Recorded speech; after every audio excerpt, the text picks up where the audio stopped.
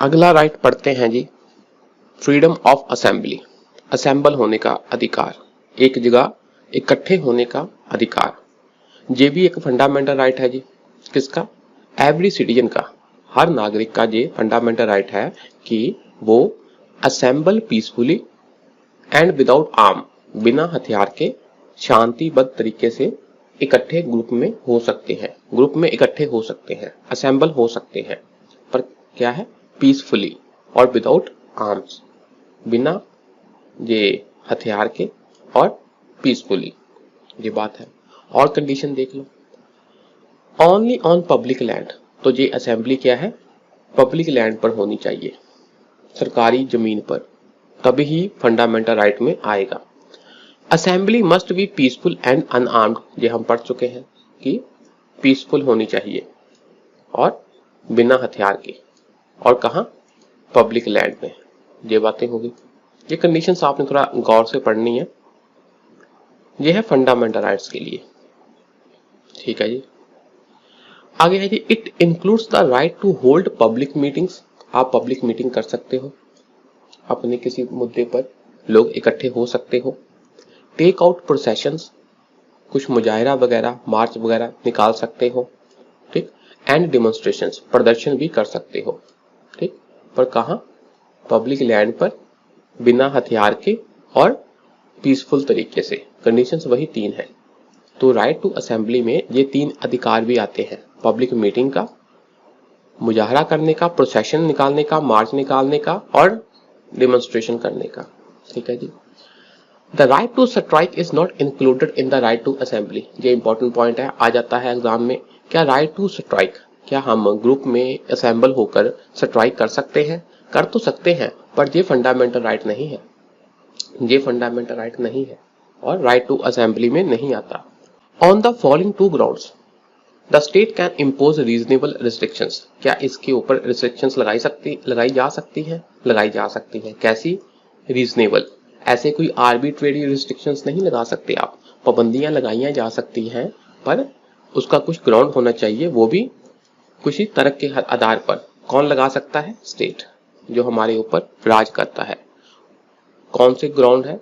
Sovereignty and integrity of India, India की sovereignty को खतरा हो, इंटीग्रिटी को खतरा हो। सॉवरेनिटी मतलब जैसे कोई दूसरी ताकत इंडिया पर अगर हावी ना हो रही हो, ठीक है, अगर हावी हो रही हो तो फिर सरकार कंडीशंस लगा सकती है। इंटीग्रिटी, कहीं देश का विभाजन तो नहीं हो रहा, क्या देश की जो यूनिटी है उसको खतरा तो नहीं। And public order, public order, public order, यही लॉ एंड ऑर्डर की बात हो रही है, public order. This also include maintaining traffic, अगर कहीं ट्रैफिक की समस्या है तो सरकार कह सकती है कि हाँ भी इस एरिया में ट्रैफिक जाम हो सकता है, तो हम आपको परमिशन नहीं देते कि आप असेंबल हो जहां पर। तो अगर ट्रैफिक की प्रॉब्लम हो सकती है या पब्लिक ऑर्डर अस्त व्यस्त हो सकता है, तो सरकार क्या है? परमिशन देने से ना कर सकती है। सॉवरेनिटी को खतरा है, इंटीग्रिटी ऑफ इंडिया को खतरा है।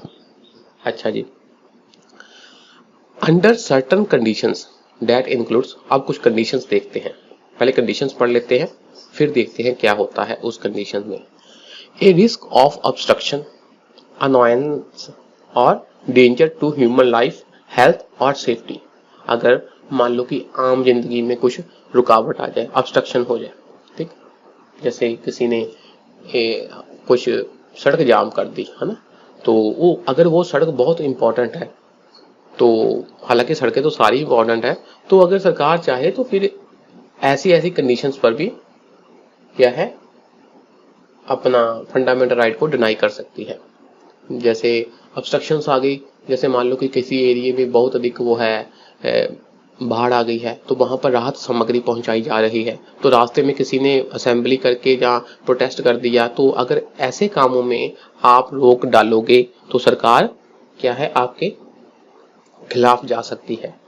जहां ह्यूमन लाइफ को डेंजर हो, हेल्थ को डेंजर हो, सेफ्टी को डेंजर हो, और a disturbance of public tranquillity, public tranquillity का मतलब आम जनता में शांति, शांति का भंग होना, जहाँ कोई दंगे फसाद जैसी कंडीशन हो, या कोई और प्रकार का एनी एफ्रे होता है, जैसे झुंड में लोग आपस में झगड़ पड़ते हैं ना सड़कों पर, उसे कहते हैं एफ्रे। में किसी प्रकार की गड़बड़ी का माहौल हो तो क्या होता है, ठीक है। एफ्रे एफ्रे देख लो, an instance of group fighting in a public place that disturbs the peace, इसे कहते हैं एफ्रे।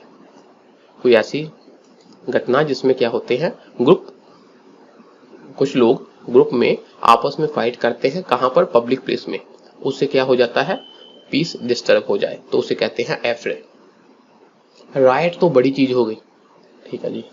तो फिर क्या हो सकता है ऐसी ऐसी कंडीशंस में, जो वहां का मैजिस्ट्रेट है, मैजिस्ट्रेट हम पढ़ेंगे कौन है मैजिस्ट्रेट, ठीक, वो क्या करता है, under section 144 of criminal procedure code, criminal procedure code के सेक्शन 144 के तहत क्या कर सकता है, can put restrictions on the above right, तो ऊपर वाले दिए हुए राइट्स के ऊपर रिस्ट्रिक्शंस लगा सकता है कौन, हमारा मैजिस्ट्रेट। कहते नहीं है कि धारा 144 लग गई है, धारा 144 लग गई है, यही है कि कुछ कंडीशंस के मद्देनजर, जो हमने अभी पढ़ी कंडीशंस, उस कंडीशंस के मद्देनजर मजिस्ट्रेट है जो वहां पर क्या कर सकता है, राइट टू असेंबली के ऊपर भी रिस्ट्रिक्शंस लगा सकता है। अब थोड़ा हम पढ़े कि मैजिस्ट्रेट कौन होता है। Magistrate a civil officer, army का ऑफिसर नहीं, सिविल ऑफिसर होता है, charged with the administration of law, जिसके पास क्या है अधिकार, आपने एडमिनिस्ट्रेशन करना है किसका, लॉ का, या हम कह रहे सिंपल भाषा में उसके पास क्या है, दायित्व है, चार्ज्ड है, रिस्पॉन्सिबिलिटी है, किसके लिए, कानून को लागू करने की, उसे कहते हैं मैजिस्ट्रेट। कानून को लागू करने वाला ऑफिसर सिविल ऑफिसर होता है। दूसरे शब्दों में ए माइनर जुडिशियल ऑफिसर होता, जुडिशियल ऑफिसर ही है पर बहुत हाई रैंक का नहीं, as a justice of the peace और द जज of the a police court, ठीक, जैसे कोई पुलिस की कोर्ट लगी तो वहां का जज है जो, उसे भी आप मैजिस्ट्रेट कह सकते हो। जहां किसी जगह पर पीस को लेकर उसने निपटारा करना है केस का, वहां का जो जस्टिस है उसे भी आप सिविल ऑफिस मैजिस्ट्रेट कह सकते हो, ठीक है। Having jurisdiction to try minor criminal cases, उसके पास पावर है कि छोटे मोटे माइनर क्रिमिनल केसेस को वो ट्राई कर सकता है, उनका निपटारा कर सकता है। To conduct preliminary examination of person charged with serious crimes, ठीक है ना, तो जिनके ऊपर सीरियस क्राइम है तो उनका प्रिलिमिनरी पहले वाला प्रारंभिक एग्जामिनेशन भी कर सकता है। आप अधिक डीप मत जाओ, आप ये कह लो कि हाँ भी एक सिविल ऑफिसर जिसके पास लॉ को एडमिनिस्ट्रेशन करने का पावर होती है, ठीक, वो झगड़े भी सुलझाता है, ठीक। तो लोकल लेवल पर ना, a tahsildar is also known as an executive magistrate of the tahsil concern, एक तहसील के अंदर जो तहसीलदार है उसको भी हम एग्जीक्यूटिव मैजिस्ट्रेट कह सकते हैं, ठीक है। तो बेसिकली एक ऐसा ऑफिसर जिसके पास लॉ लागू करने की ताकत होती है, तो तहसीलदार भी मैजिस्ट्रेट में आता है, ठीक है जी।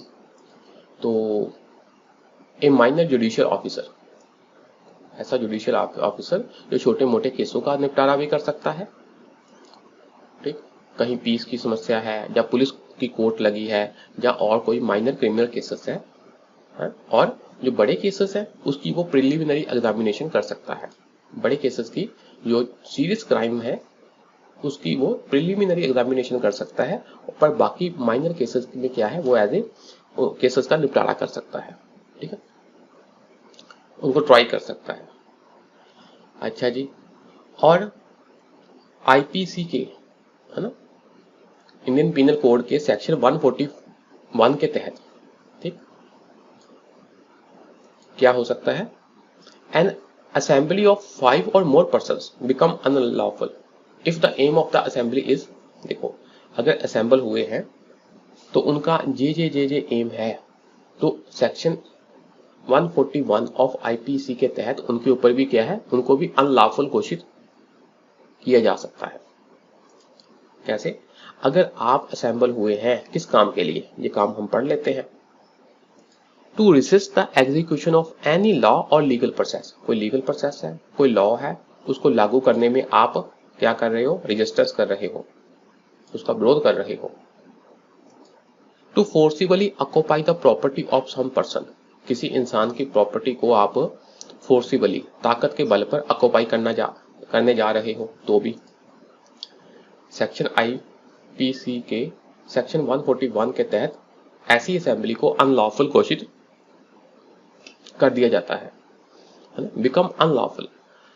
टू कमिट एनी मिसचीफ और क्रिमिनल ट्रेसपास, कुछ और कोई गलत काम या क्रिमिनल ट्रेसपास। ट्रेसपास होता है जी किसी की संपत्ति में दाखिल होना गैर कानूनी ढंग से, जहां पर आपका एंट्री अलाउ नहीं है वहां पर एंट्री कर जानी, तब भी ये वाला एक्शन लिया जा सकता है।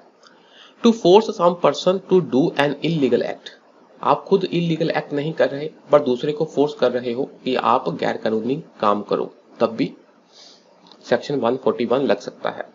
टू थ्रेटन द गवर्नमेंट और इट्स ऑफिशियल, सरकार या सरकार के ऑफिशियल्स को, उनके जो कर्मचारियों को आप डराओ, किसके लिए, ऑन एक्सरसाइजिंग लॉफुल पावर्स, जो उनकी ड्यूटी है, जो उनके पास पावर है उसकी एक्सरसाइज के लिए आप उसके विरोध में उसको उसके काम करने में आप अड़चन डालो, ठीक है। तो क्या है, ये सब कंडीशंस पर आईपीसी की धारा 141 141 के तहत ये वाली एक्टिविटी असेंबली, तो ये वाली असेंबलियां की है क्या है, अनलॉफुल घोषित की जाती है। अच्छा जी, आगे है जी फ्रीडम ऑफ एसोसिएशन। एसोसिएशन एक तो होता है असेंबली, असेंबली में तो आप इकट्ठे हो गए। एसोसिएशन में क्या होता है कि आप इकट्ठे होकर ना कुछ ग्रुप बनाया, कुछ कंपनी बनाई, कुछ कॉर्पोरेशन बनाई, कुछ पार्टनरशिप फर्म बनाई, कुछ सोसाइटी बनाई, कुछ ट्रेड यूनियन बनाई, उसे कहते हैं एसोसिएशन। तो एसोसिएशन और असेंबली में ये फर्क है। ये भी ऑल सिटीजन का फंडामेंटल राइट है क्या, टू फॉर्म एसोसिएशन या यूनियंस और कोऑपरेटिव सोसाइटीज, ये बात याद रखनी, एसोसिएशन, यूनियंस और कोऑपरेटिव सोसाइटीज। तो कोऑपरेटिव सोसाइटीज भी इसमें आता है, याद रखना, कोऑपरेटिव सोसाइटी भी इसमें आता है। तो forming a cooperative society is also a fundamental right. ये इंपॉर्टेंट क्वेश्चन हो गया, आता है प्री में ये, क्या कोऑपरेटिव सोसाइटी को फॉर्म करना फंडामेंटल राइट है, तो आप कहोगे नहीं हो भी सकता है, हो सकता है, ऐसे सोचने में लग जाओ तो आप गलत कर जाओगे। तुक्का नहीं मारना, ये फंडामेंटल राइट है, इसको बाद में ऐड किया गया वो बात अलग है, पर ये फंडामेंटल राइट है। तो और देख लो, राइट टू फॉर्म कंपनी, ठीक, कंपनियों को फॉर्म करना, पार्टनरशिप फर्म फॉर्म करनी, societies, club, political parties, trade union, ये सब क्या है, एसोसिएशंस की फॉर्म है। तो आप ये बना सकते हो ये सब, ठीक है जी। It also include right to not form और ज्वाइन एन एसोसिएशन, ये भी एक बात है। अगर कोई आपको कहे कि ये वाली एसोसिएशन को ज्वाइन करो तो आप ना कर सकते हो और ये आपका फंडामेंटल राइट है, ठीक है ना। या एसोसिएशन फॉर्म करना और एसोसिएशन ना फॉर्म करना, या किसी फॉर्म्ड एसोसिएशन को ज्वाइन करना या ना ज्वाइन करना, ये भी आपका क्या है, फंडामेंटल राइट है, ठीक है जी। फिर वही बात, इसके ऊपर रीजनेबल रिस्ट्रिक्शंस लगाई जा सकती हैं। कौन लगा सकता है, हमारा स्टेट। क्या क्या ग्राउंड है, sovereignty and integrity of India, public order and morality, ये 3 ग्राउंड पर स्टेट इसके ऊपर, इस राइट के ऊपर रीजनेबल रिस्ट्रिक्शंस लगा सकती है। One can form an association, but he or she does not have fundamental right of obtaining recognition of the association. ये बहुत इंपॉर्टेंट पॉइंट हो गया जी भी। आपने एसोसिएशन तो बना तो ली, ये आपका फंडामेंटल राइट है, पर उसको रिकॉग्निशन देना सरकार का काम है, स्टेट का काम है। अब ये जरूरी नहीं है कि उसको रिकॉग्निशन मिले, ठीक है ना, उसको रिकॉग्निशन मिले, उसको सर्टिफिकेट ऑफ रिकॉग्निशन मिले। रिकॉग्निशन लेनी उसका फंडामेंटल राइट नहीं है, ठीक है ना, ये बात याद रखो। रिकॉग्निशन लेनी एसोसिएशन का, रिकॉग्निशन समझते हो, जैसे आपने इकट्ठे होकर अपना ग्रुप बना लिया, उसका नाम रख लिया, ठीक है जी, पर अगर कहो कि मैंने उस ग्रुप को, उस कंपनी को रजिस्टर करवाना है, तो ये जरूरी नहीं है कि रजिस्टर करवाना आपको रजिस्ट्रेशन मिलेगी ही मिलेगी। तो उसको रिकॉग्नाइज करना थ्रू रजिस्ट्रेशन और अदर ऐसे लीगल प्रोसेस के द्वारा, वो क्या है, एक फंडामेंटल राइट नहीं है, याद रखना। अच्छा जी, अच्छा हो सकता है जी मेरी लैंग्वेज में ना कुछ उतने जो लॉ वाले टर्म्स हैं उतनी मैं स्पष्ट ना बोल पाऊं, पर यह है कि हमारा एम क्या है, आपको वकील बनाना नहीं है, एग्जाम पास करवाना है, तो उस एंगल से हम पढ़ेंगे। आगे है जी फ्रीडम ऑफ मूवमेंट। मूवमेंट, घूमने फिरने की आजादी। ये क्या कहता है? Every citizen have fundamental right, ये भी फंडामेंटल राइट है। किसके लिए? To move freely throughout the territory of the country. पूरी कंट्री की टेरिटरी में आप फ्रीली मूव कर सकते हो, जितनी हमारे देश की हदें हैं उसमें आप फ्रीली मूव कर सकते हो।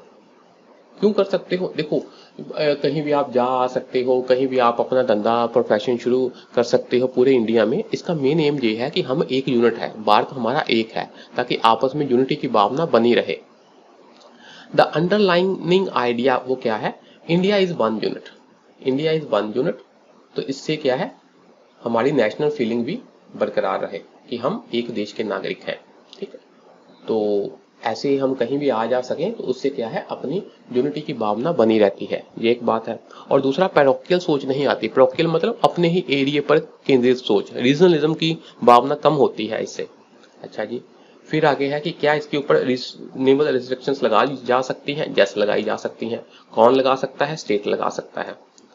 तो क्या क्या ग्राउंड है? देखो, the interest of general public, एक तो है जनरल पब्लिक के इंटरेस्ट में, और दूसरा the protection of interest of any scheduled tribe, scheduled tribe के इंटरेस्ट की प्रोटेक्शन के लिए।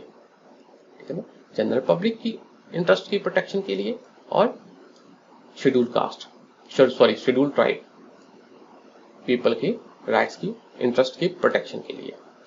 ठीक है जी, ये आपने याद रखना। इसके सिर्फ दो ही आधार हैं। अब बात आती है ट्राइबल एरिया में ये क्या बात होती है, क्योंकि जो ट्राइबल एरिया होते हैं ना,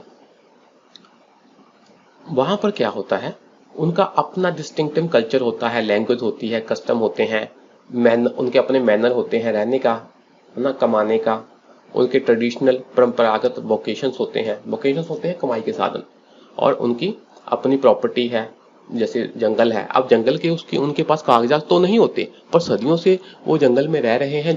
वो जंगल को यूज भी करते हैं और उसका संरक्षण भी करते हैं, कंजर्वेशन भी करते हैं, और उनको पूजते भी हैं जंगल को।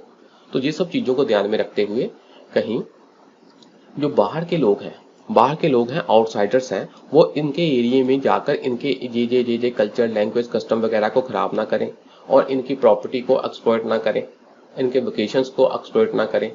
क्योंकि जब बाहर का बंदा जहाँ जाएगा, जैसे अंग्रेज गए थे, तो अंग्रेजों ने पाया, हाँ इतना रिसोर्स है, इतने जंगल है, इतने लकड़ी है, तो इसको हम अपने लिए यूज करेंगे। तो इससे क्या होता है, ट्राइबल जो कल्चर है, कस्टम्स है, ट्रेडिशंस है, उनको नुकसान पहुंचता है। उनका जो रहना सहना है, उनका जो अपना रीति रिवाज है, उनके जिंदगी जीने का एक ढंग है, तो वो खराब होता है। जो कि उनका ढंग क्या है, बहुत ही प्रिमिटिव है, और कुदरत के साथ क्या है, तालमेल खाता हुआ है ढंग उनका। तो इन सब चीजों को ध्यान में रखते हुए आउटसाइड की इनके एरिया में एंट्री रिस्ट्रिक्ट की जाती है। एक बात आगे है जी, further the judiciary has given following restrictions on the freedom of movement. Freedom of movement के ऊपर जे रिस्ट्रिक्शंस जुडिशरी ने भी लगाई हैं। कैसे लगाई होंगी? कुछ केस जुडिशरी के पास गए होंगे, तो फिर उसका वर्डिक्ट दिया है। जैसे एक ये केस है, इसमें सुप्रीम कोर्ट ने कहा, क्या कहा, the freedom of movement of prostitutes can be restricted. जैसे कोई केस गया होगा, तो उस केस में होगा कि देखो जी, जो प्रोस्टिट्यूट्स हैं, उन्होंने कहा होगा कि हमारे पास फ्रीडम ऑफ मूवमेंट है, पर सुप्रीम कोर्ट ने कहा नहीं, आपके ऊपर रिस्ट्रिक्शंस लगाई जा सकती हैं। प्रोस्टिट्यूट्स, आपके ऊपर, आपकी फ्रीडम ऑफ मूवमेंट के ऊपर रिस्ट्रिक्शंस लगाई जा सकती हैं। ठीक है, इसी प्रकार, अच्छा, ग्राउंड क्या बताया था सुप्रीम कोर्ट ने? Public health and in the interest of public morals. जैसे किसी एरिया में अपने उनके नैतिकता है ना, कि हम प्रोस्टिट्यूशन को बढ़ावा नहीं देते, अगर अगर उनके ऐसी वैल्यूज हैं, वो चाहें तो प्रोस्टिट्यूट्स का विरोध कर सकते हैं। ये पब्लिक मॉरल्स हो गया।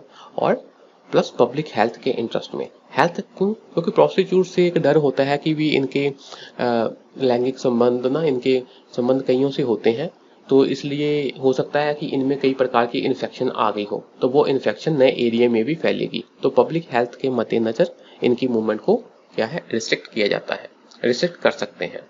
इसी प्रकार बॉम्बे हाई कोर्ट ने कहा था, restrictions on the movement of persons affected by AIDS. जिनको एड्स है, उनके ऊपर भी आप रिस्ट्रिक्शंस लगा सकते हो, ताकि इन्फेक्शन दूसरे एरिया में ना फैले।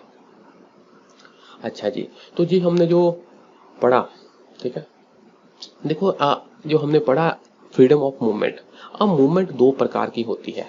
एक तो होती है movement within the country, ठीक, freedom of movement within the country. तो जो आर्टिकल 19 है ना, it only concern with the freedom of movement within the country. तो विद इन द कंट्री वाली मूवमेंट के साथ कौन कंसर्न, इसको इसकी देख रेख इसके अंतर्गत हम किस आर्टिकल के तहत ये आती है फ्रीडम ऑफ मूवमेंट, आर्टिकल 19 के अंदर।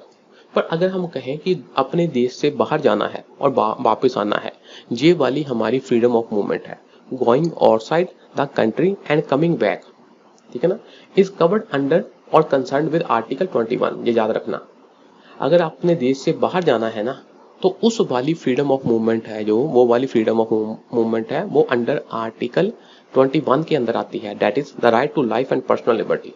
वो right to life and personal liberty under article 21 के अंदर आती है, अगर आपने अपने देश से बाहर जाना है तो। अगर विद इन कंट्री घूमना है, वो वाली फ्रीडम ऑफ मूवमेंट आर्टिकल 19 के अंतर्गत आती है। तो ऐसे क्वेश्चन यूपीएससी पूछता है, आपने ध्यान रखना है ये बात का।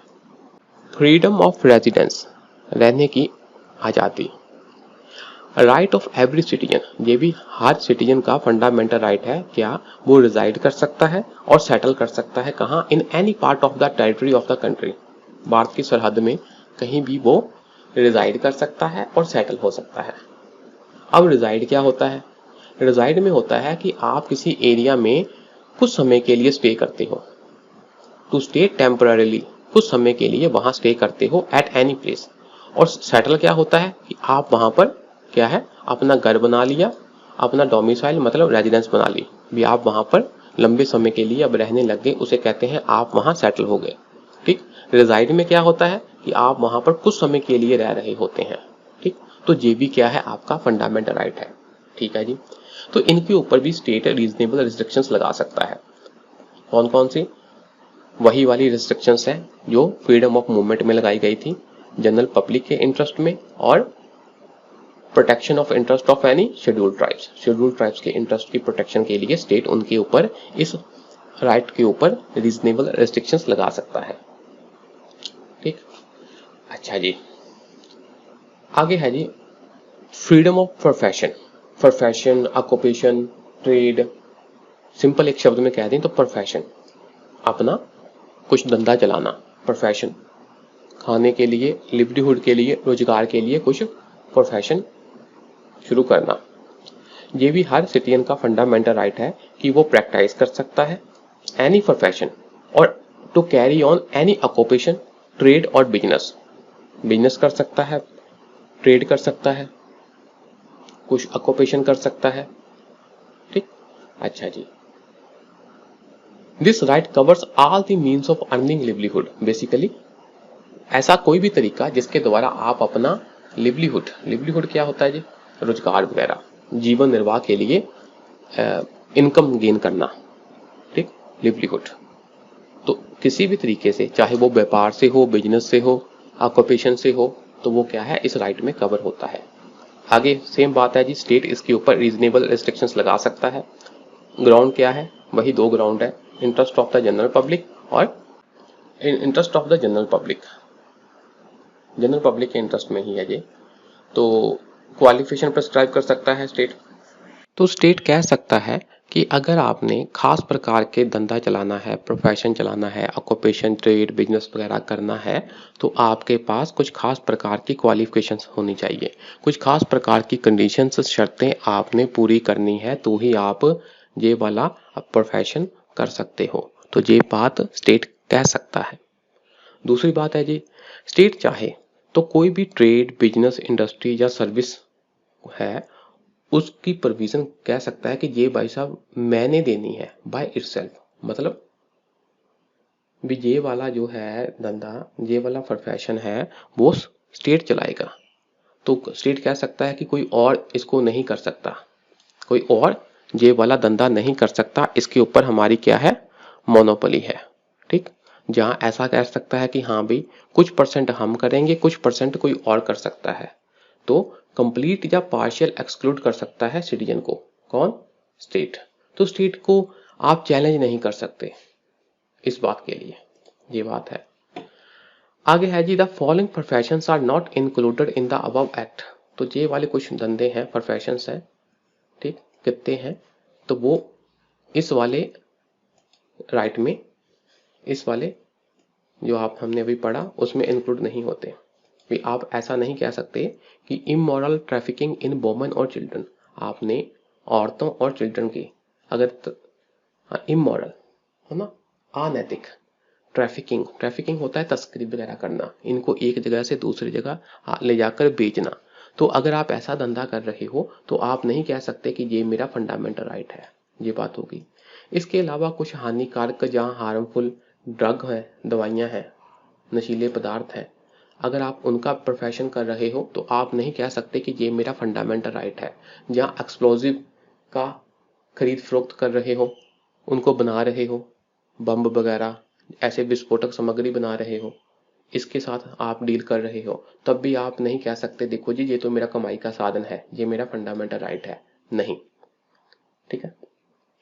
The state can prohibit these professions completely, state चाहे तो इन प्रोफेशन को पूरी का पूरा बंद कर सकता है, और can regulate them through the licence, और इनको लाइसेंस के द्वारा रेगुलेट भी कर सकता है। जैसे एक्सप्लोजिव्स हैं, तो अगर छोटे मोटे बम बनाने हैं किसी त्योहार के लिए तो स्टेट इनके ऊपर क्या करता है, लाइसेंस वाली कंडीशंस लगा सकता है। हाँ भाई, आप इतने लेवल का विस्फोटक एक्सप्लोजिव वगैरह थोड़ा बहुत बना सकते हो, पर कैसा कैसा जो कि हार्मफुल ना हो, जो सिर्फ त्योहारों में यूज हो, ठीक। पर इस आप पटाखे बनाने के लिए आपको लाइसेंस चाहिए होता है।